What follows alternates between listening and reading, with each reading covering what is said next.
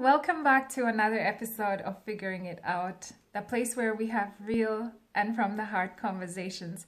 Conversations that are supposed to hopefully unlock some of life's big questions. Today we're going to be talking about peace faking. Let's figure it out.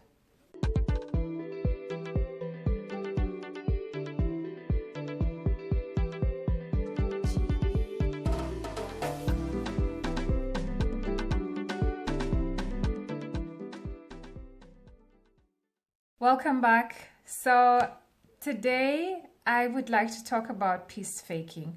I'm in a phase in my life where keeping it real has become such a big deal for me.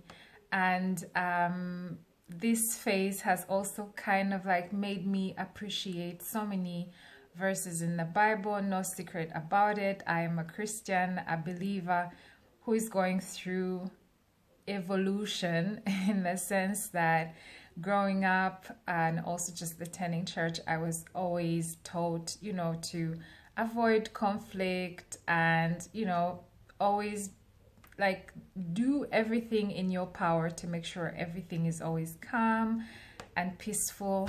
And I did that till a point where I kind of felt like I'm having burnout or I'm having suffocation, because what that approach of, like don't address it, don't stir up the waters. What that approach did is that it basically put me in a place where I was saying yes at times when I should have been saying no, because inside me I did not feel like I wanted to say yes to specific situations. But in the name of peace, I said yes, and that does something to you over time. Anyway, so now I'm in a place where keeping it real is very important to me, because I realize that anything that is not built on truth, and I mean truth in all of its truthfulness, is at some point going to crack and fall. If you go around saying yes to situations where you should have said no, hanging around with people that don't do you good, where you kind of like that you're not supposed to be there, but you insist on being there for all kinds of reasons. Either you want to feel like you belong, or you want to be loved and accepted, but deep down inside of you, in your gut feeling, in that place of instinct, you know that you're not supposed to be there, but you be there anyway. You apologize for mistakes that you did not make in the name of peace, and so on and so forth. What it does is that it creates an iceberg situation, and one day you wake up and you kind of like have a very extreme reaction to a small incident, and it catches even you yourself off guard. And it is from that context that I come to speak about peace faking, because in the name of peacemaking, very many people have fallen into the trap of peace faking. So you might ask yourself, what is peace faking? How do I get out of it? And so on and so forth.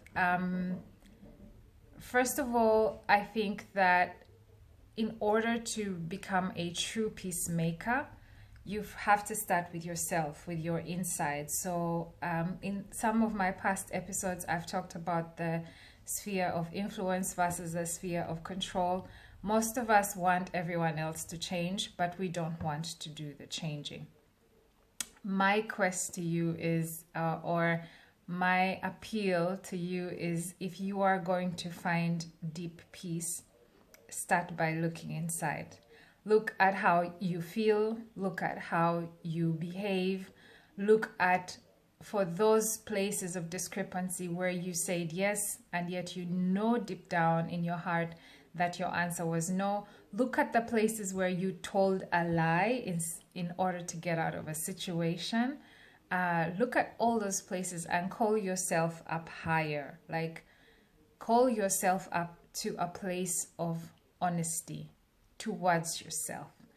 A place where your yes becomes yes and your no becomes no. And how do you get there?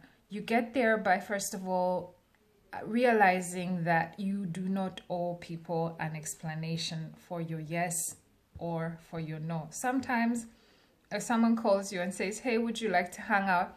And you genuinely don't feel like hanging out, all you have to say is that, thank you, but no thank you.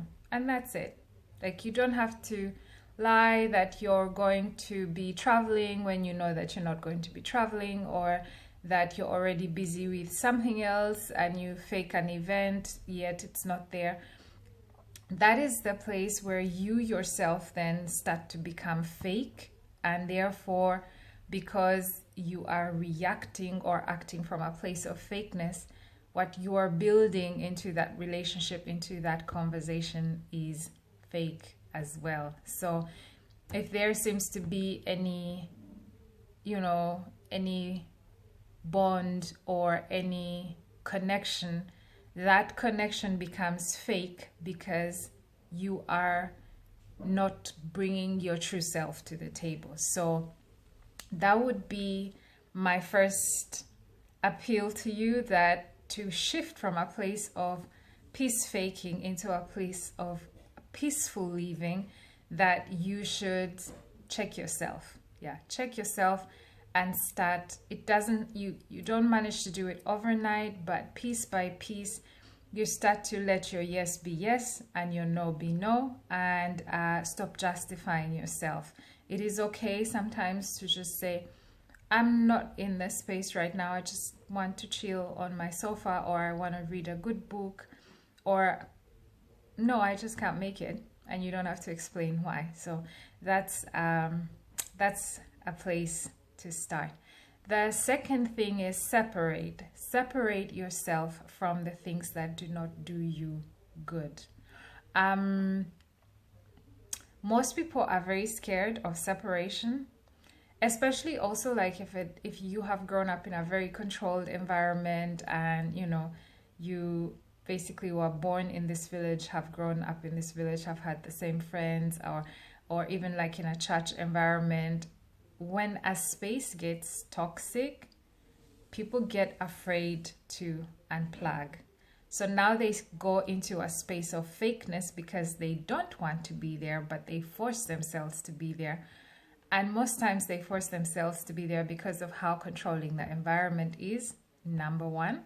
Number two is because of the voices in their heads. They're scared of being judged, of being labeled, of being, I don't know, maybe cast out if they speak their truth or whatever. But you have to find that place of strength where if something is not good for you, if an environment is not good for you, you separate yourself. So those of you who follow my channel know that, or at least have heard me mention several times, I love plants. And I'm big on transplanting. I'm big on plants. And one of the things that I have discovered, I have learned so many lessons from plants, and one of them is that environment is everything. It is even more important to not be somewhere than it is to be somewhere, if that makes sense. If an environment is bad for you, it is so important that you do not put yourself in that environment, because environments have a way of osmosing into you and basically sucking the life out of you.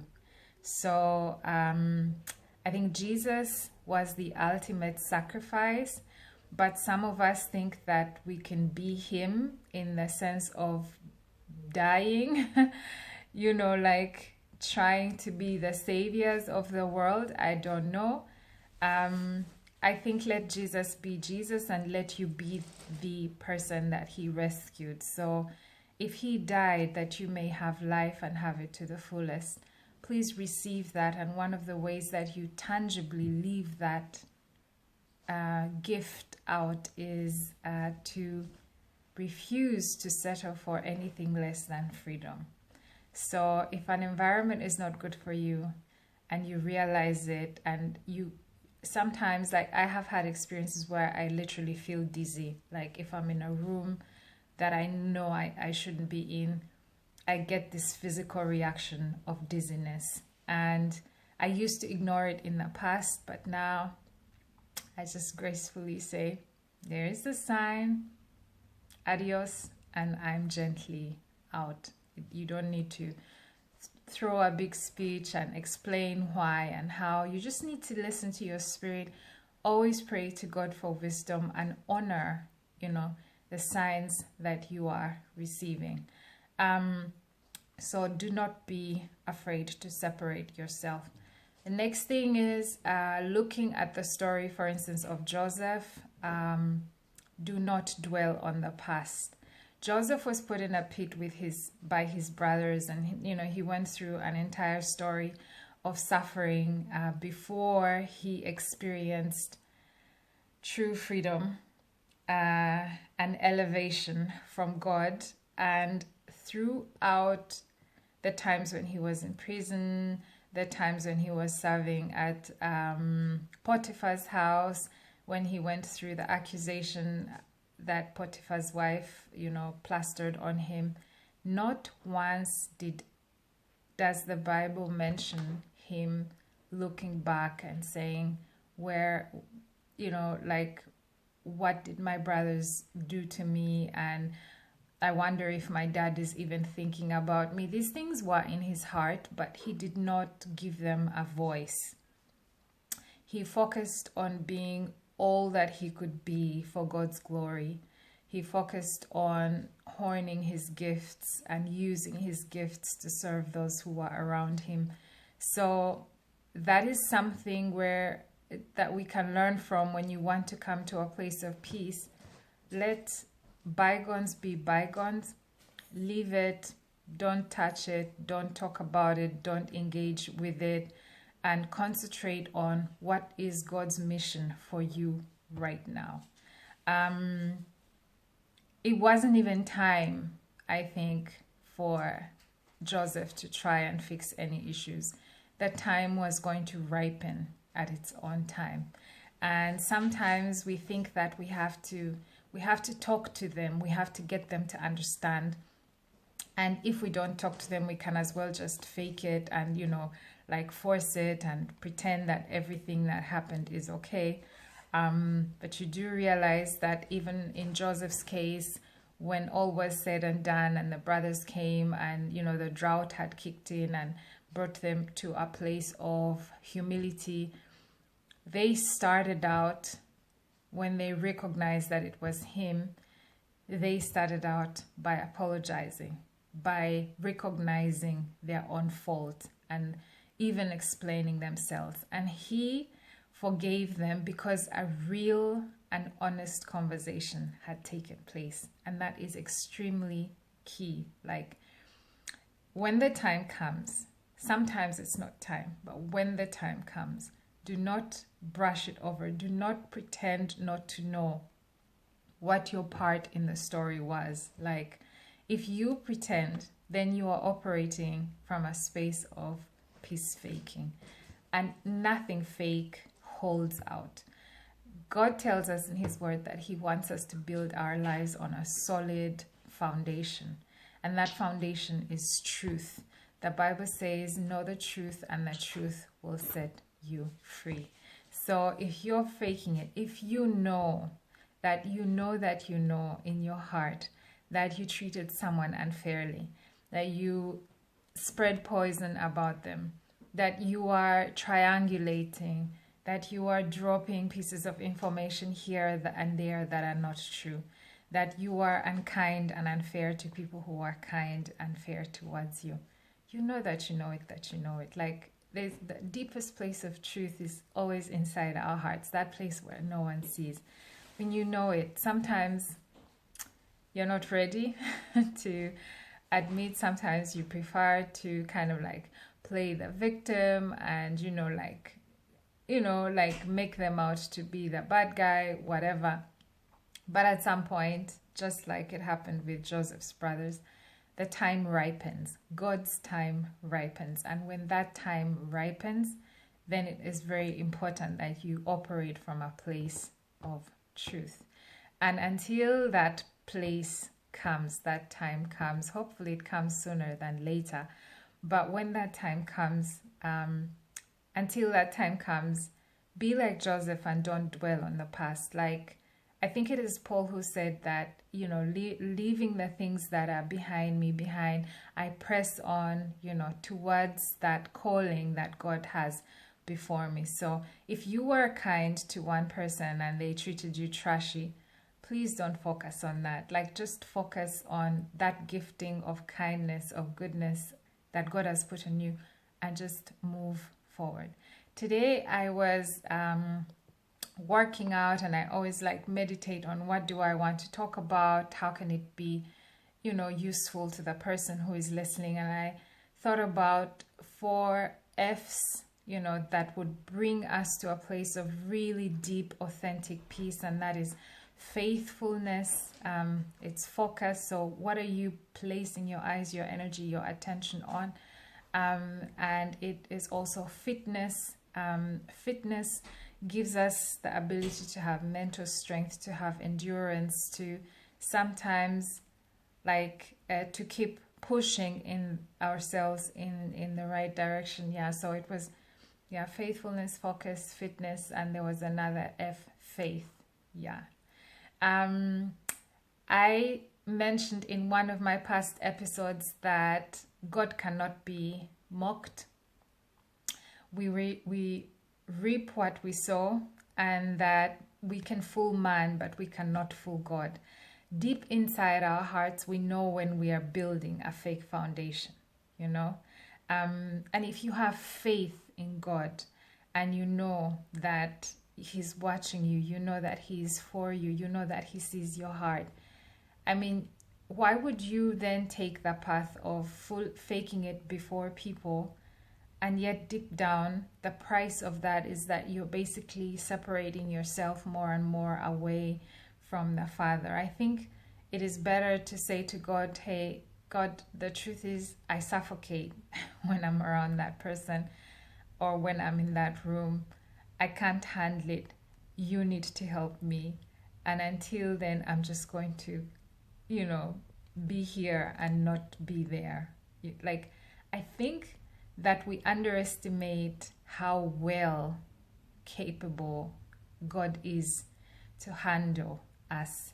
And we forget that He's our Father, and that our well-being, be it mental, physical, or spiritual, is extremely, extremely important to Him.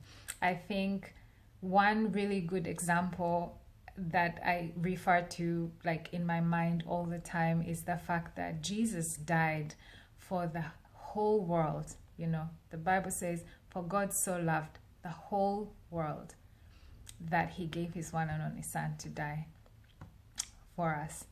But Jesus did not associate with everyone, you know. So you can go on being kind, respectful, but when it comes to relationship, then you will see that Jesus did not build relationship, for instance, with the Pharisees. He referred to them as snakes and a brood of vipers, and He did not associate.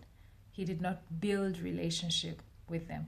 Even though sometimes He had conversations with them, He did not build relationship with them. He built relationship with people like Peter, people like John, and He went, you know, up the mountain praying with them. He ate with them. So He was very clear about, if you are not good for me, I can, yes, have a conversation with you, but I will not build relationship with you. And that's a very important thing to note when you are thinking about peace. Yeah. And the other thing is, most people mistake silence for peacekeeping. There are places and areas where silence might be the worst thing that you do. For instance, if it is in your marriage, maybe you need to work on how you package what you want to say, but you most definitely should not stay silent. Very important. You need to be able to pour your heart out. You also need to be able to listen. You need to give feedback, but you also need to be able to receive feedback and put it to work. If you keep silent in your marriage, it's going down. So be sure to ask God for the wisdom on how to use silence in the space of peacekeeping. Silence is great when it comes to making sure that you don't throw your pearls to pigs. And you know that scripture, it's basically saying do not speak or pour out your heart towards someone who is not listening, right? Who is not ready to receive. And sometimes you know that some people are just not ready to walk through the situation. They are not ready to hear you. They are on the defensive, and then it's not worth it to go there. Then you can choose the place of silence. But if it is an intimate place like a marriage, you need to talk. Pray about how you talk. Watch how you package your words. But you most definitely need to talk. If you don't talk, you will grow resentment. You will lose out on intimacy.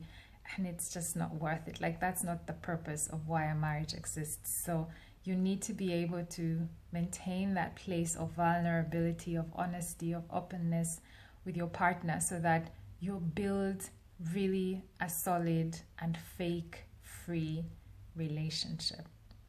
I'll leave it there.